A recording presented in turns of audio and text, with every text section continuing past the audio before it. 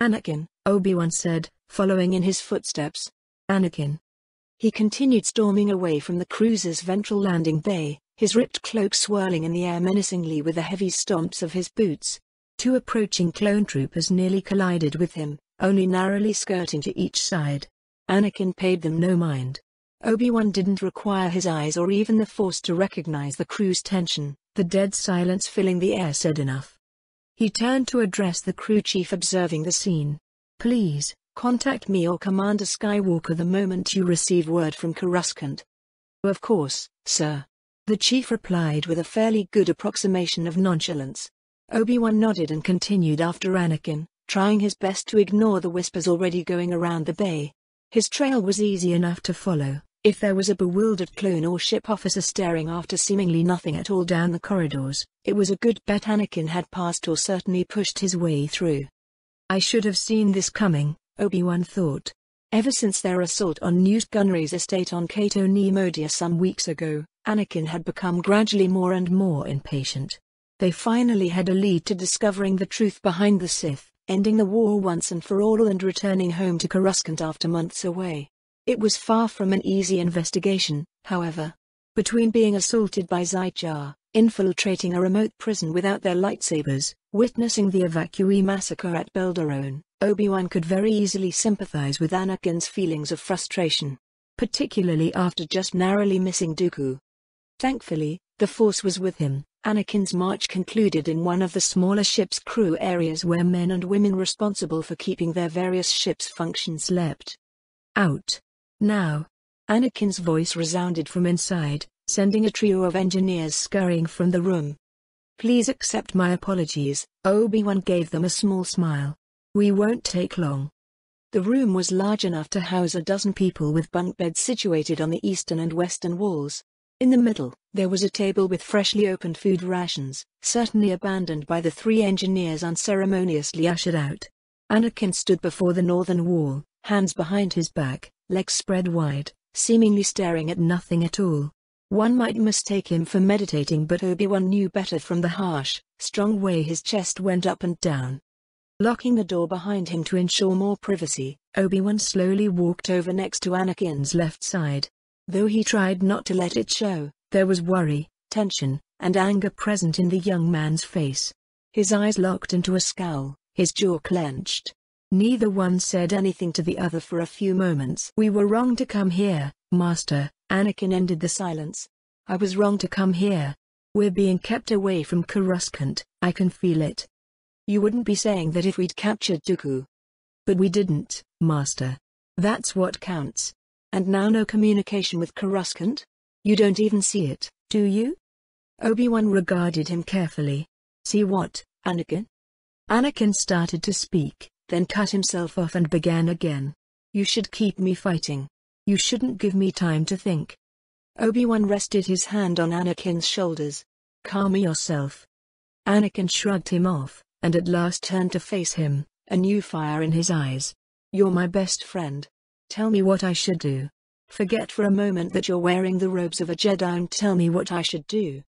Stung by the gravity in Anakin's voice, Obi-Wan fell silent for a moment, then said, "The Force is our ally, Anakin. When we're mindful of the Force, our actions are in accord with the will of the Force. Tithe wasn't a wrong choice. It's simply that we're ignorant of its import in the greater scheme." Anakin lowered his head in sadness. "You're right, Master. My mind isn't as fast as my lightsaber." He stared at his artificial limb. "My heart isn't as impervious to pain as my right hand." Obi-Wan felt as if someone had knotted his insides. He had failed his apprentice and closest friend. Anakin was suffering, and the only balm he offered were Jedi platitudes. The realization shocked him almost as much as Anakin's own words did. Once more, it did not take the Force for him to know why his apprentice was so troubled by the thought of Coruscant in danger. Oh, the Temple, Jedi and even Palpatine were certainly a factor there, but Obi-Wan knew of one person who superseded them all in importance. But, did he dare say it? The question hung in his mind, a whole series of arguments against it already springing to mind. Yet, seeing Anakin standing before him, saddened, defeated, Obi-Wan could not help himself. Doing what Anakin asked him to, He allowed himself to forget he wore the robes of a Jedi and followed his instincts. "I know you miss Padme." The effect was instantaneous. Anakin's whole body froze, his breath caught, nervousness overcoming all other emotions.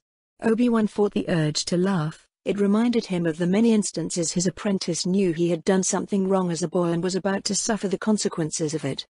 What do you? He licked his lips, looking everywhere but at Obi-Wan.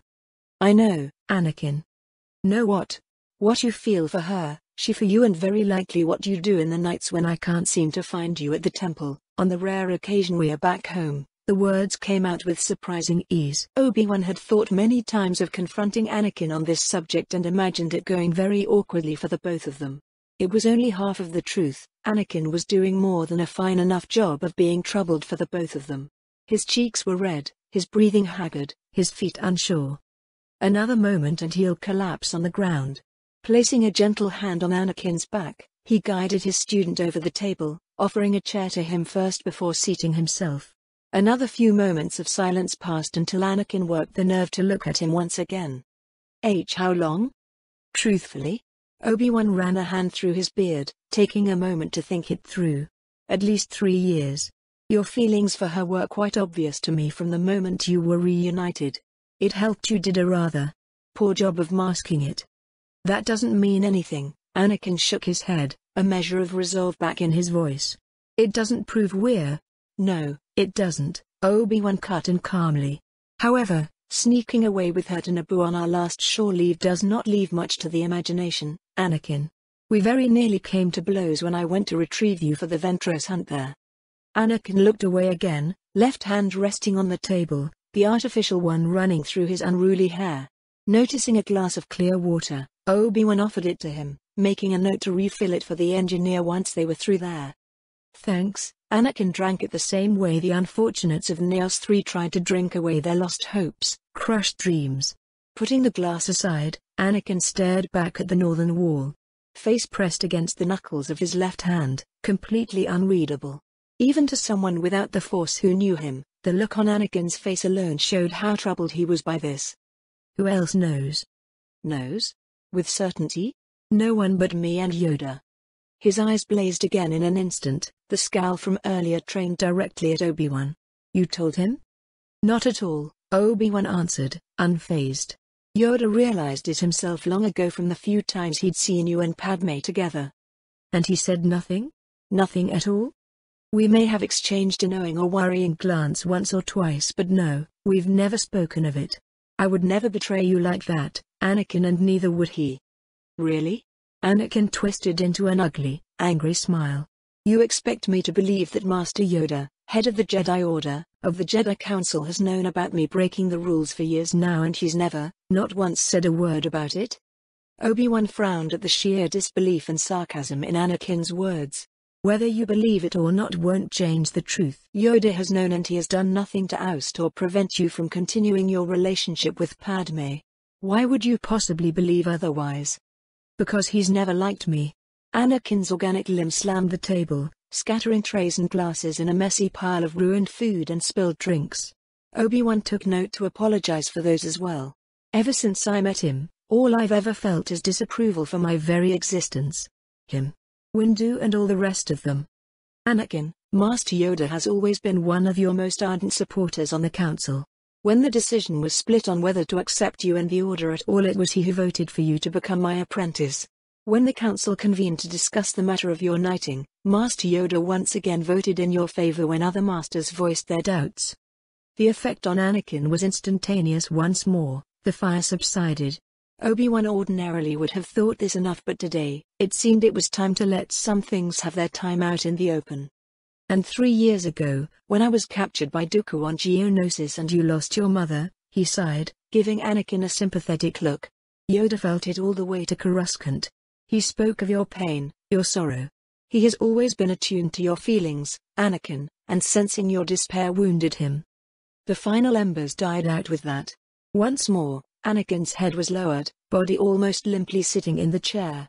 Reaching out to Anakin, he found his former apprentice more open than he'd been for a very long time to Obi-Wan's senses. Since before the Clone Wars were anything more than the rumblings of senators and hollow-neck gossip. What happens now? He asked, voice rough as though he were on the verge of tears.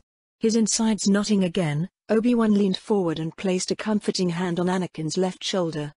We go on, old friend. A smile touched Obi-Wan's face.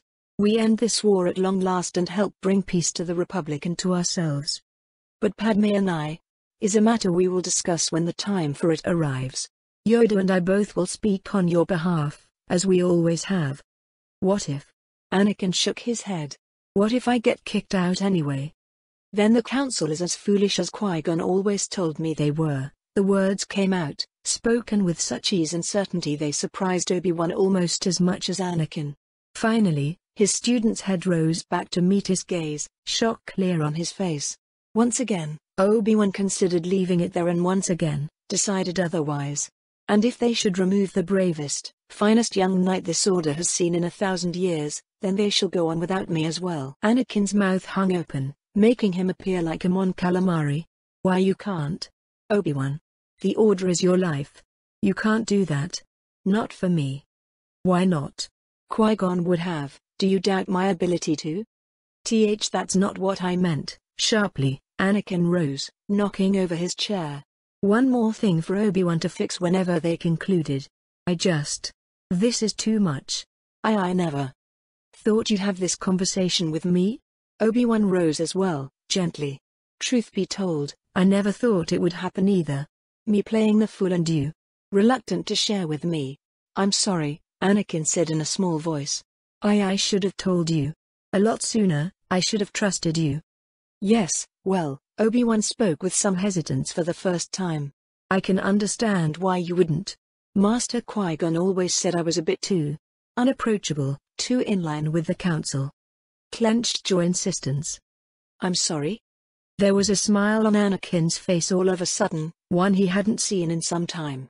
You once told me Master Qui-Gon said your greatest flaw was your clenched jaw insistence on absolute correctness. Obi-Wan crossed his arms, eyebrow raised in suspicion. And whatever made me say this to you? It was the Hoybroth incident. Star's End. Obi-Wan muttered, fingers pressing against the sudden headache already threatening to overwhelm him. I'm never going to live that down. Anakin laughed immediately, quite unabashedly. Obi-Wan managed a momentary glare before doing the same.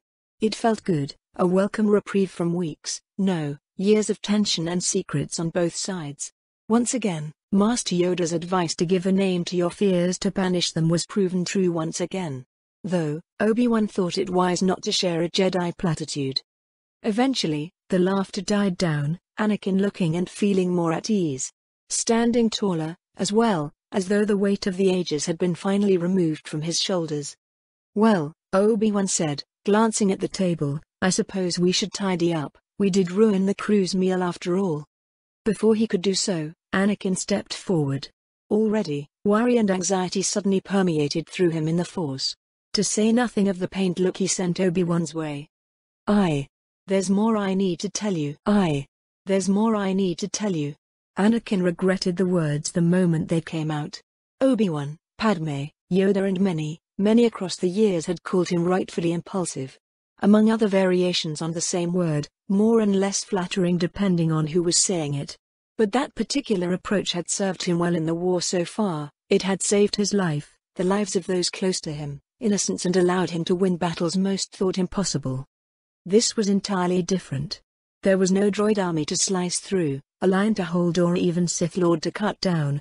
It meant saying things one could never unsay and could change everything. For a moment there, when the tension in the room finally eased and it seemed as though the storm had passed, Anakin fully intended to stop right then and there. Yet, deep down, somewhere in the back of his mind, the thought of doing so clearly bothered him. How he very much wanted to slice that part of himself down to pieces as he stared back at Obi-Wan's questioning look. Yes, Anakin spoke through dry lips and a sore throat. Padme and I. We aren't just together. She and I. Are husband and wife. Married? For how long? 3 years. We did it on Naboo, just after Geonosis. Well, Obi-Wan stroked his beard, neither voice nor expression changing one bit. It was puzzling, infuriating. I suppose congratulations are in order. He smiled as though it was no great matter at all, even taking Anakin's artificial hand in his and shaking it. Anakin just continued staring, mouth hanging slightly open. "Please tell Senator Amidala the same when you see or hear from her again."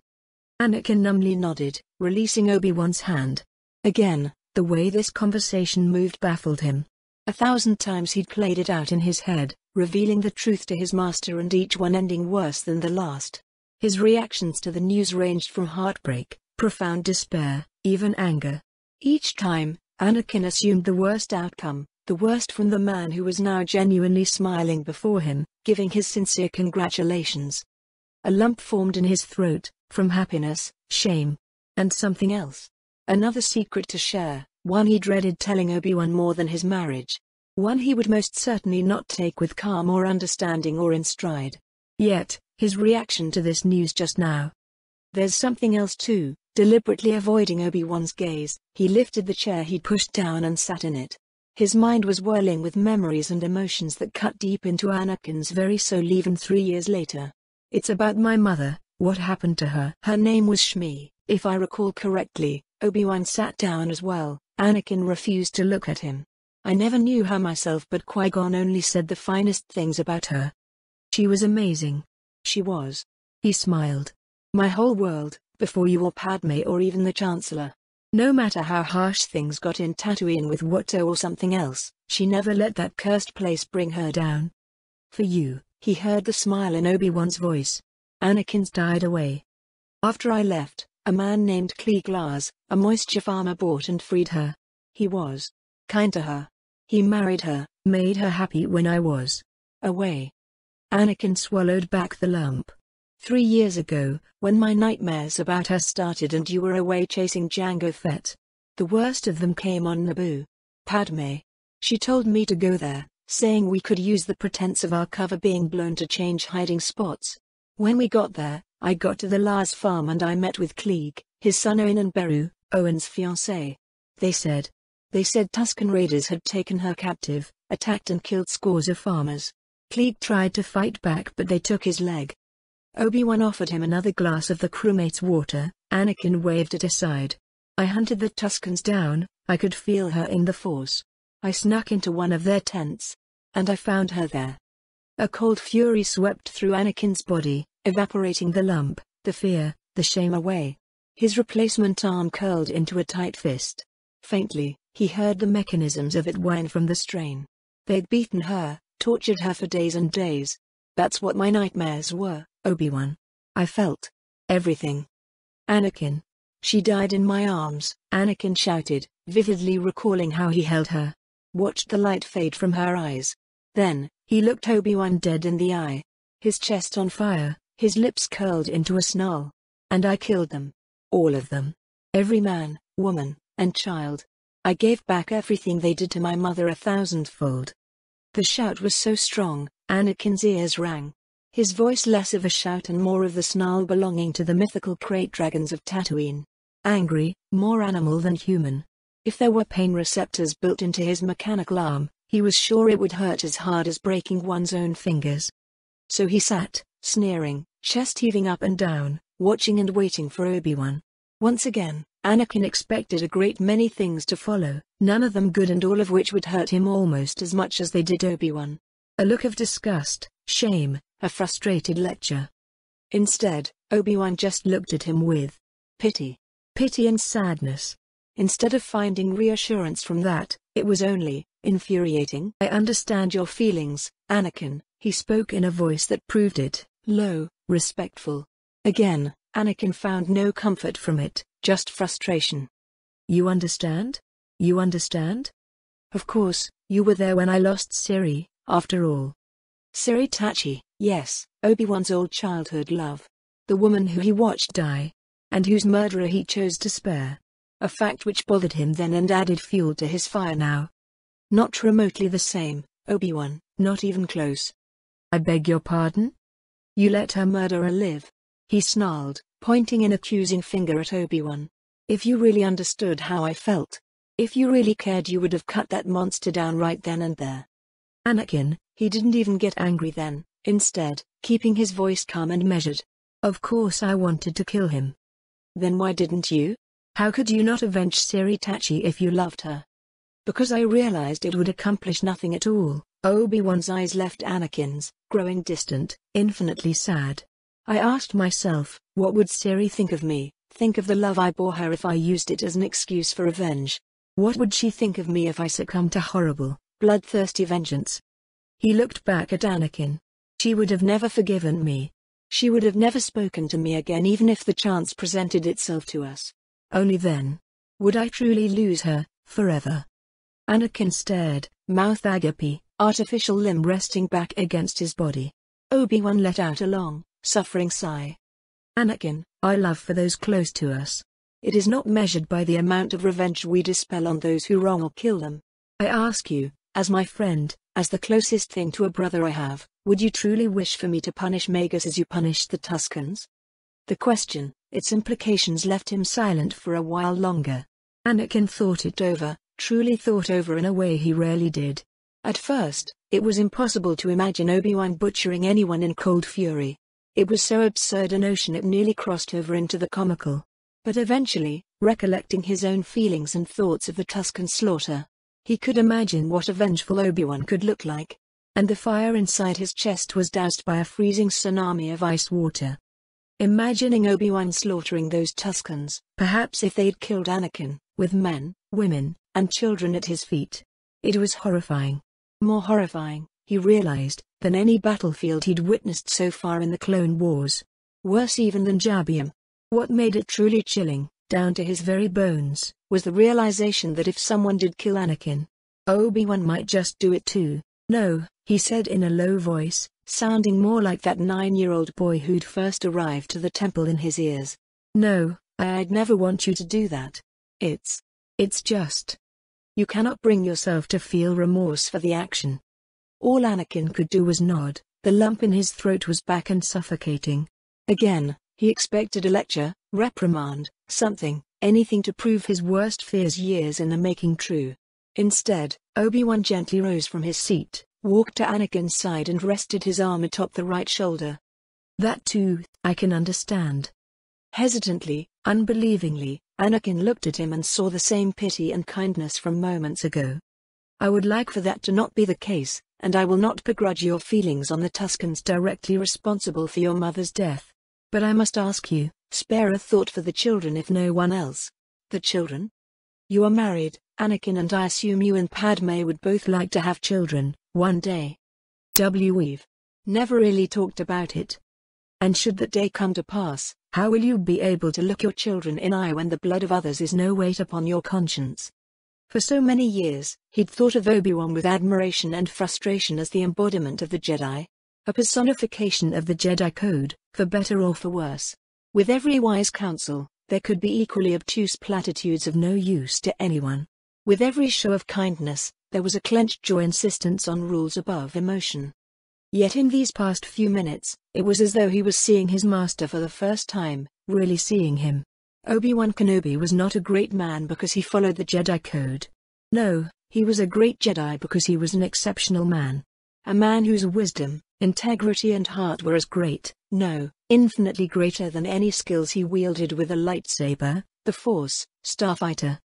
Not for the first time during their time together, Anakin Skywalker felt wholly undeserving to serve under and with someone like him.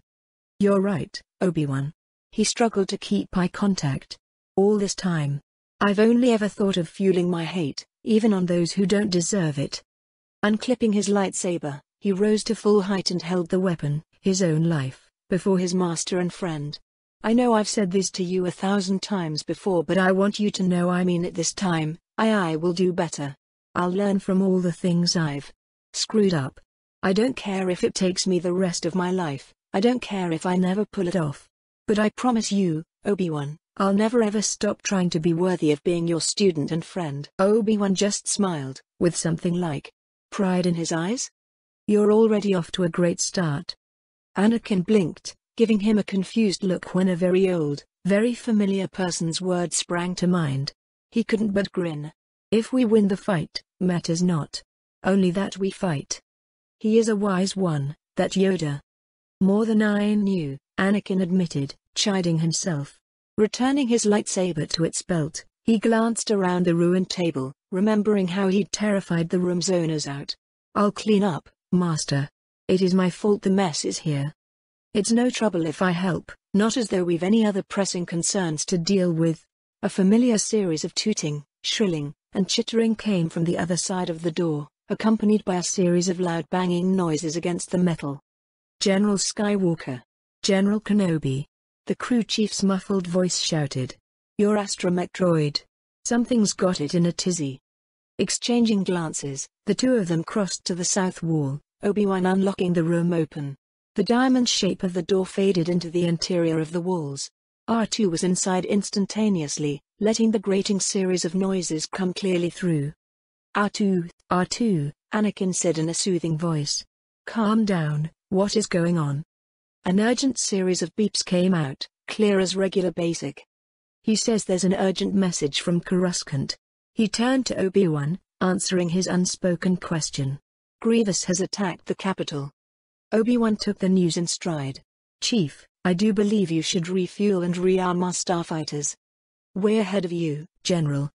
"Good work," Anakin said first, already moving out the room toward the docking bay, R2 and Obi-Wan following him on each side. "I hate being right. Everyone does in circumstances such as these." As he walked through the corridors, seeing the whole ship abuzz with activity, clone troopers already meeting with their units, engineers repairing or refueling ships, astromechs of every kind beeping and whistling, Anakin felt not quite calm. There was worry there, certainly, for Padme, for the Chancellor, for Master Yoda, even for members of the Order he hadn't gotten along with before. But the cold fear, the dread that used to gnaw at him, endlessly relentlessly, particularly whenever someone he loved was in danger, it just wasn't there anymore. With a smile completely unbecoming of the situation, Anakin didn't need to think much about why that was. War had come to Coruscant. Anakin knew hours before they'd arrived there, just one among many forces taken from other fronts to reinforce the Republic's capital world. Before they'd even left hyperspace, the currents of the Force, surprisingly strong, warned him destruction and death were waiting for them on the other side. But until he saw it with his own eyes, he couldn't truly believe it. This world, his home more than Tatooine ever was, had gotten its first taste of what he, Obi-Wan and countless other Jedi and clone troopers experienced day after day out for 3 years. Dozens, possibly hundreds of Republic and Separatist capital ships hovered or flew across the skies of Coruscant, trading turbolaser bolts with enough power by themselves to bring an entire city down. Countless smaller lights belonging to vulture droids, tri-fighters buzzed around the larger vessels, exchanging smaller turbolaser and missile fire. Each fight lighting the void of space with flashes of blue, green and red. Each defeat or victory releasing an explosion or a tremor of death within the Force. Anakin felt these currents more prominently than ever before, almost overwhelming him in these first moments when his and Obi-Wan's starfighters entered the storm. His mind immediately went to Padme and 3PO on the ground with questions about their safety, their well-being, their survival. Soon, his concern grew to everyone else fighting below, Master Yoda, Master Fisto, even Master Windu. He feared for Chancellor Palpatine, the brave man who'd held the Republic together through these trying times, now in the hands of butchers and monsters such as Grievous and Dooku. It was during this brief phase of fear that Anakin almost retreated to an old tactic of fighting it back. By focusing on the heat of the battle, his determination to save everyone he could, his anger fueling him forward under the surface of Jedi training. But he remembered the promise he'd made to Obi-Wan, his oath to do better. So he took a simple exercise from his old master. Anakin gathered all of these thoughts, worries, and fears into his chest with a long inhale and with an exhale, let them flow out of his body. These things were still present, but suddenly, they didn't leave him with a sweating hand, dry lips, or with a heavy feeling in his gut. A calming feeling washed over him. It felt like the cool waters of Naboo all over again. He found the sensation completely bizarre for a battlefield, but not unwelcome. It helped a stir from Obi-Wan flying next to him helped ease the tension with a bit of humor. "There isn't a droid made who can outfly you, Master." He opened communications with his former teacher with a smile. "Sorry," Obi-Wan muttered from the other end. His starfighter dodging a turbolaser blast with the same impossible ease with which he used his lightsaber. "Was that out loud? I know what you're thinking, you hate flying more than I hate Tatooine." He almost expected to receive a chide for implying a Jedi could or should hate. Instead, Obi-Wan let out a huff that may have been a smile. Yes, well, some things are harder to walk past than others. Too true. Anakin trailed off, refocusing on the battle at hand. The path to Grievous' vessel, the Invisible Hand, was about as dangerous as one would expect. Between dodging up and down, sometimes through exploding Republic and Separatist capital ships, vulture droids were a constant nuisance. For any ordinary pilots, it would have been impossible. For Anakin and Obi-Wan, it was simply difficult. They moved with even better cohesion than usual. Without needing to speak or even ask for the assistance of their droids, Obi-Wan and Anakin knew precisely what the other would do and when. If one needed to act as the bait for the other to get rid of some unwanted guests, they did so with ease. If one needed to blast some droids ripping the hull of the other's starfighter away, it was as simple as taking a step forward. The team, as Anakin and many others called them, was in fine form today. Obi-Wan's usual disdain for flying even seemed to vanish into the ether, alongside Anakin's own fears and anxieties. Every time they threatened to become a bother, he simply took a deep breath and let them vanish into the void of space. Each following attempt easier than its predecessor. In no time, Grievous' ship came into view, a monstrosity over 1,000 meters long. It was the crown jewel of Separatist engineering. A masterpiece of ship manufacturing and a terrifying sight for any world unlucky enough to see it hovering above their orbit. From within that ship, Anakin could feel the dark side, more potently than ever. His artificial limb burned as though a lightsaber was cutting through it again. Dooku was most definitely there. With the most difficult breathing exercise thus far, he put the matter aside. There was no use worrying about him when they still had to reach their destination. Positioning themselves toward an available hangar bay, Obi-Wan and Anakin dodged and fought through a slew of vulture droids sent their way, leaving the blasted tin cans as nothing more than space dust in their wake. With a spinning flurry, Anakin opened exactly 12 shots. 3 taking care of the remaining vulture droids while the remaining 9 found their mark, carving into Invisible Hand's hangar shield generator, bringing it down wholesale. A warning flash from the Force from Obi-Wan reminded him of what he already knew. They would try to seal the hangar with metal doors immediately. The giant slabs of metal slid across the opposite end from where Anakin took care of the shields, an impossibly thick wall of armor nothing short of capital ship laser fire could hope to penetrate. By then it would be too late to save the Chancellor. Without a spoken word, the 2 Jedi flew at full speed toward the hangar, their droids taking care of the rest while their pilots already unhooked from their seats, lightsabers poised to strike. The starfighters made it, crashing into the hangar, sliding against the steel floor, cutting down several battle droids already positioned inside. Before their momentum died down, both hatches were flung open, both Jedi jumped high into there and both blue lightsabers came to life with snap hisses. Reverting into their respective skills with Sheen and Sorisu respectively, Anakin and Obi-Wan deflected dozens of blaster bolts, carving their path through the welcoming committee. Just as in space, the two said nothing and knew everything. If a bolt threatened to wound or kill the other, their partner was already taking care of it with a block, saber swing or push with the Force. Anakin in particular felt the currents stronger here, his body almost moving without thinking or feeling at all. By the time the last of the battle droids were scrap, he blinked a few times, surprised by how it all seemed to just flash before his eyes. Their enemies were cut to pieces so quickly, even the ones attempting to retreat didn't get the chance to. A calm stillness came over the hangar, the storm of blaster fire dead. No reinforcements. Obi-Wan pointed out, lightsaber shutting off. Yeah, Anakin did the same. Nothing suspicious about that at all. Certainly not. R2. He looked to the astromech droid already popping out of his starfighter socket. Find out where the Chancellor is. The little droid gave an affirmative beep, deftly strolling through the wreckage of sliced-to-pieces droids littering the place. His data jack rotated into the wall socket, the data projected for their viewing convenience through R2's holoprojector eye. Near their feet, Anakin saw a blue image of Palpatine, shackled to a massive chair, looking as though he'd aged 10 years in a handful of months since they'd seen one another in person. He took another calming breath. Show me where he is. The image morphed into a schematic of the ship. Far atop the coning spire, a single red light pulsed brightly. The General's quarters, Obi-Wan said. Is Grievous himself there? R2 gave a negative whine. Anakin's eyes narrow from suspicion. No one's there, not even bodyguards? They have to make the trap look convincing, after all. Dooku certainly is. So he is here. You didn't feel him? Obi-Wan gave him a confused look. You sensed Dooku here?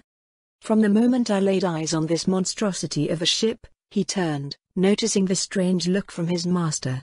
What? You didn't? I had guessed he fled here. Grievous certainly would never attempt something so bold without the Count's assistance.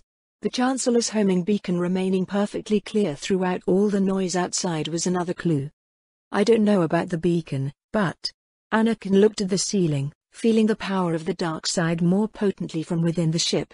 The chill passing through him was almost enough to douse the burning sensation from his right arm. The dark side is impossibly strong up there. Obi-Wan laid a warm hand on Anakin's shoulder, his face surprisingly calm despite this news. Then let us see if we can't do something about it. Anakin grinned, gesturing to one of the nearby doors. By all means, after you. There is a disturbance in the Force. His master's voice reverberated through the faint explosions of the battle outside, through Dooku's musings on the battle to come, his observations of the ridiculous ways Kenobi and Skywalker fought through the invisible hand. It was a voice he knew quite well, one so strong it seemed almost to enter his own mind. What it said piqued Count Dooku's curiosity.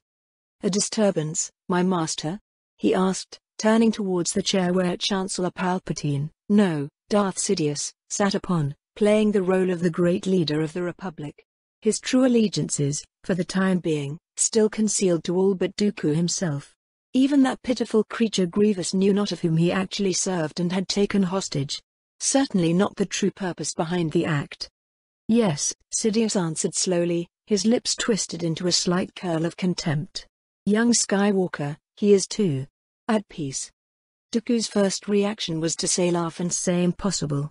He had experienced firsthand mere hours ago untie the depths of his instability, the boy's rage and the power of it when unleashed.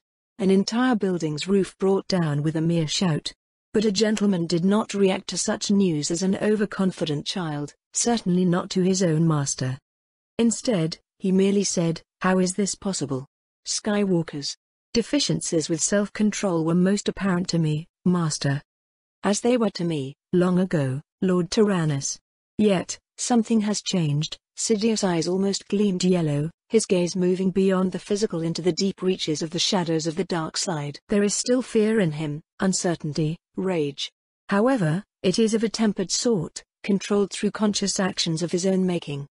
Peering back towards the holoprojector display, Dooku watched the two of them more closely. He had moments ago dismissed their wild swinging of lightsabers, their dismantling of droids and blatant disregard for the intricacies of the Force for pedantic uses as more of the standard. The flagrant foolishness was endemic to the Jedi Order itself. A closer look revealed there was a method to the madness. Kenobi was the same as ever, deftly deflecting and carving through droids. Skywalker, on the other hand, was not quite as wild as before. There was more of a method to his usual madness. His swings more precise, less wasteful, and the synchronicity between him and Kenobi even sharper than usual. He could not perceive the boy's true emotions, not from this distance. Sidious had placed himself over a decade ago in the ideal position for that. Still, Dooku did not remain convinced this would change anything. He would, of course, defer to his master's observations and keen insight nonetheless. Something to be concerned with, my lord? Sidious did not speak for a moment. Instead, he simply smiled. Whatever Skywalker's change had done to sour his master's mood was only a fleeting concern. No, I do not think so. He leaned back into the chair, his face masked in the shadow cast by it. His voice silken. Just as with the Mechno chair incident and a handful of other instances, Sidious's plans rarely went awry. If they did, the obstacle was as fleeting as his displeasure. For his master always found a way to turn anything, everything, to ultimately the Sith's advantage. Where others panicked, surrendered or failed to adapt in the face of adversity, Sidious conquered, one way or another. If anything, this will work to our advantage. Whatever Kenobi has done to center his wayward apprentice shall crumble all the more upon his death. It will also make him far more dangerous to tame when he does break. A small voice born of fear spoke to Dooku. One of recent birth, since the near disaster on Tithe. One he most diligently stamped beneath his boot heel once again. He would not dignify such thoughts with any acknowledgement save for swift and efficient death. His master was, as always, correct. Kenobi would perish, Dooku would take the fall, enhancing the reputation of the sole surviving Jedi with an untarnished reputation. The very same Jedi who would help bring about the final fall of the Republic, serve as the commander for the Sith army and bring about the rise of an empire. An entity to last forever, with a firm, human guiding hand to ensure the corrupt swine of the Senate and their ilk never poisoned the galaxy again. Yes, all would continue as perceived and prepared by the Sith. The greater the hope, the most profound the fall, Dooku could not help but bow at the wisdom of it. Well spoken, my apprentice, the shadow of Sidious smiled. Prepare yourself, Tyrannus, the other actors in our play are near and we would not wish to deliver a half-hearted performance now, would we?